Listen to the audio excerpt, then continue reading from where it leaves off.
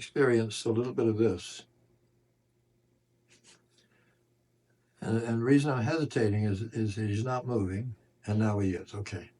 I simply had to come up to the 12th thoracic rather than the lumbar. So, right there. That's this button. Okay. So now I'm here again, so he doesn't pull his head back and down. And as I come forward here, I find his feet standing. Perfect. Now, if we were going to sit down again, he's up a little bit more. So where I got him up,